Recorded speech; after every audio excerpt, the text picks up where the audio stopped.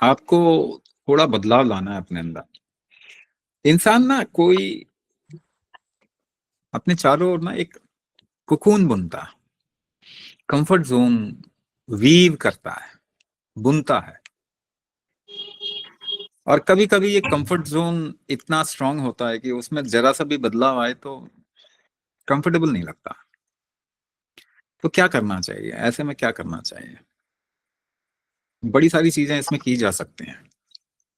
For example, खास करके जब मनोकाया की बात करते हैं तो आप इनिशियली अगर थोड़ा भी कमिटमेंट दिखाते हैं, यानी कि आपको जरूर नहीं एक जगह पे, आइडियली आपको प्रैक्टिस एक ही जगह पे बैठ के करना चाहिए, क्योंकि वो एक जगह पे है ना, फिर आपका कंफर्ट जोन बन जाता है धीरे धीरे का, बट इट टेक्स टाइम, समय लेता है। तो कंफर्ट ब्रेक करने के लिए आप शुरुआत में कुछ हफ्तों तक अलग अलग जगह बैठ के साधना करो।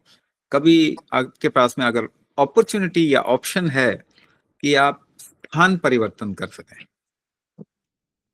यानी आपके पास में अगर मान लीजिए कि राजकोट गुजरात में एक फ्लैट है और दिल्ली में एक फ्लैट है, या फिर ऐसा भी हो सकता है कि भाई ठीक है, एक लड़का, आप कभी कभी बच्चों बच्चे अलग रहते हैं, किसी और जगह पे रहते हैं, या आपके ही रिश्तेदार ससुराल मायका ऐसा अलग अलग आसपास में कहीं है, बाहर चले जाइए, एक कमरे में दूसरे कमरे में, कभी बाहर।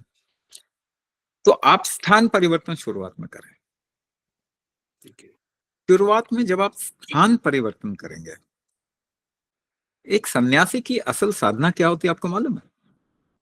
जब किसी को सन्यास में इनिशिएट किया जाता है, नागा, आपने नाम सुना है नागा?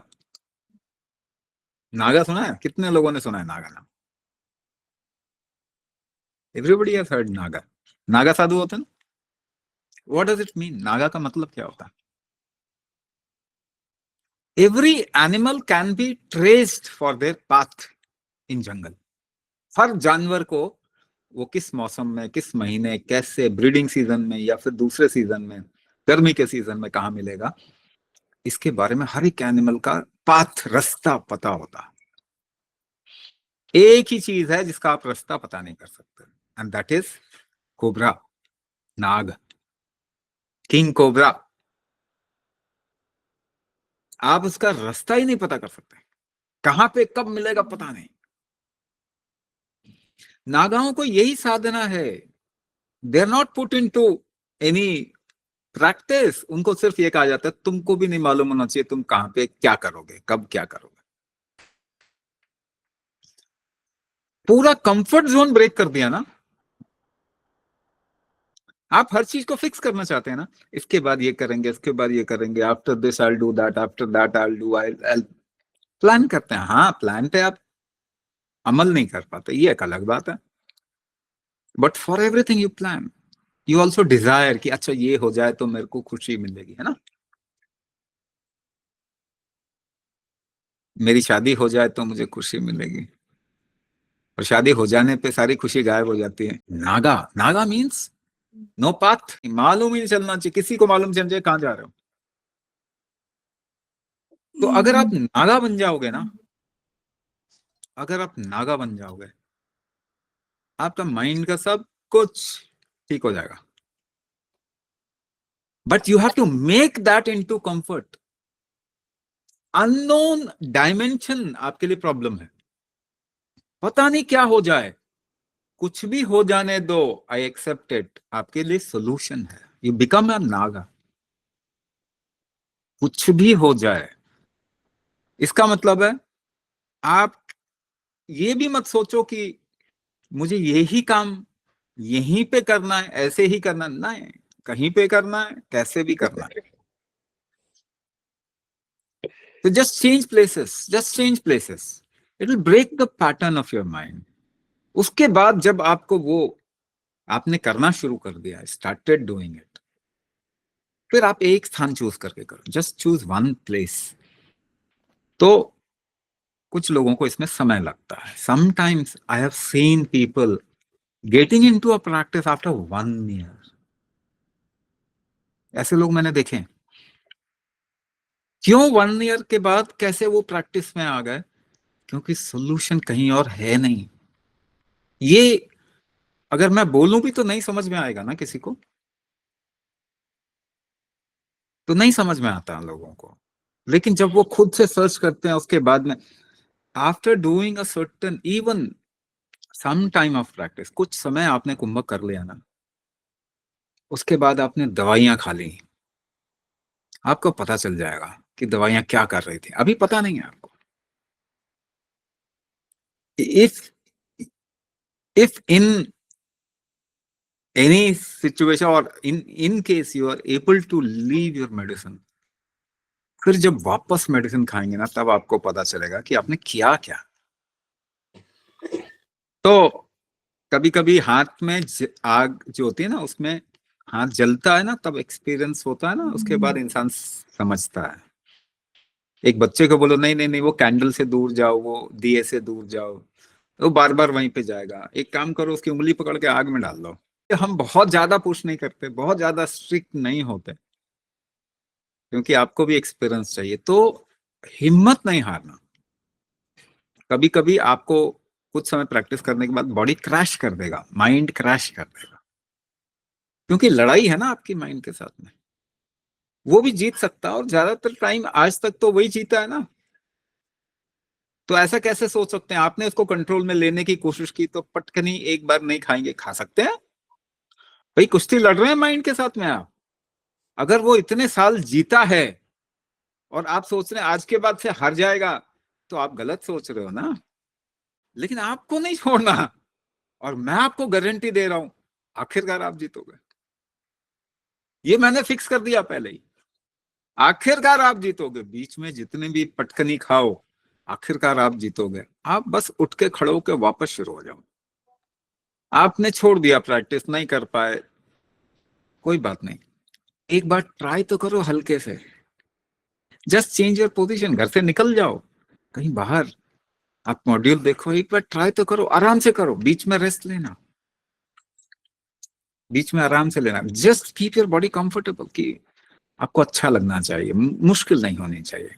धीरे धीरे धीरे करके, इसे कहते हैं, इसको भी हम क्या कहते हैं मालूम है? प्राण को क्या किससे कंपेयर किया जाता है? प्राण आपकी एनर्जी है ना, लाइफ फोर्स एनर्जी, किससे कंपेयर करता हूं? नाग के साथ में। कुंडली जागरण सुना आपने? कुंडलिनी, कुंडलिनी क्या है? नाग कुंडलिनी मार के बैठी है बल्कि वो नागिन है, और भी खतरनाक है। अगर आपको नाग के फन को टच करना है, कैसे टच करोगे? नाग के साथ में आपको बहुत जेंटली पेश आना होता है। जितना स्लो होंगे ना, उतना नाग आपसे कंफर्टेबल हो। If you do sudden movements, नाग को पसंद नहीं है बिल्कुल भी। अगर आप बिल्कुल कंफर्टेबल हो, अंदर से बिल्कुल इजी हो, आपके साथ में नाग आके बैठ जाएगा, कुछ नहीं करेगा। आप उसके फन को किस भी कर सकते हैं। तो जितना स्लो और आराम से होंगे ना, उतना कोबरा भी आराम से होगा। प्रॉब्लम यह कि जब आप डर जाओगे तो वो आपको डस लेगा। नागा टेस्ट है ये। अगर ये टेस्ट है ये, तो अगर आप अंदर से बिल्कुल शांत हैं, तो नाग कोई भी कुछ भी नहीं करेगा। तो वो देखो, महादेव के गले में कुंडली मार के बैठ गया ना, क्यों? क्योंकि उनको कोई फर्क नहीं पड़ रहा। अनकंसर्न्ड, ही इज जस्ट अनकंसर्न्ड। तो सांसों को के साथ भी ना नाग की तरह पेश आना चाहिए। आपकी सांसें बेसिकली नाग हैं। अगर ये सीक्रेट आपको समझ में आ गया, although I'm saying it clearly, but आपको वो समझ में इतनी जल्दी नहीं आएगा, because unless and until you do something with it and you take an experience, तब आपको वो डायमेंशन खुलता है। मगर इतना तो समझ में आपको आता है ना कि आपको भगाया जाए तो एक लिमिट से ज्यादा तेज आप भाग ही नहीं सकते। The body capacity is not there. सांसों के साथ में, सांस बिल्कुल नाक की तरह, शरीर की तरह नहीं, आपके बॉडी की तरह नहीं है सांसें। सांसें नाक की तरह है। आपकी बॉडी के साथ में थोड़ा आप लेवरेज ले सकते हो, थोड़ा पुश कर सकते हो, थोड़ा कुछ गड़बड़ कर सकते हो उसके साथ में। मगर सांस के साथ में जरा सी गड़बड़ हुई, आपका पूरा हार्मोनल फ्लो चेंज हो जाता है। तो सांस नाक की तरह है, तो इसको ना संभालना पड़ता है। तो ये प्राण तत्व जो है ना, वो नाक की तरह है, इसको संभालना पड़ता है। आप जेंटली पेश आए इसके साथ में। मगर कहते हैं जेंटली का मतलब क्या होता है, ये भी मैं आपको बता रहा हूँ, प्रैक्टिकली मैं आपको बता रहा हूँ क्या। किसी चीज को हल्के से पुश करना, हल्के से पुश करने का मतलब हल्का नहीं, पुश हल्का नहीं होना चाहिए। पुश तो जोरदार होना चाहिए, मगर झटके वाला नहीं होना चाहिए। पुश तो जोरदार होना चाहिए, मगर झटके वाला नहीं होना चाहिए। तो जेंटल का मतलब ये नहीं कि आप पुश ही नहीं डाल रहे हो। जेंटल का मतलब ये नहीं होता कि आप पुश नहीं कर रहे हैं। जेंटल मतलब जोर लगा रहे हो पूरा, मगर झटके से नहीं लगा रहे हो। तो जहां आपकी सांस बिगड़ती है ना, उसको सामान्य लेके आ जाओ। कैच योर ब्रेथ, तो बॉडी कंफर्टेबल हो जाता है। फिर एक बार ये कंफर्टेबल होना शुरू हुआ, आपने एक प्रैक्टिस किया, ब्रेक, सांस को सामान्य किया, तो बॉडी फिर उस प्रैक्टिस में ना कंफर्टेबल होना शुरू हो जाता है।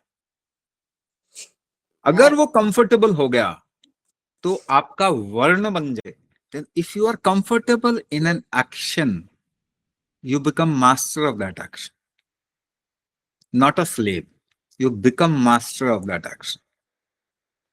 अगर आपको अभी कहेंगे वो लोहारी वाला काम करो, आयरन स्मिथ लोहार वाला काम करो, आप कहोगे नहीं भाई नहीं होगा।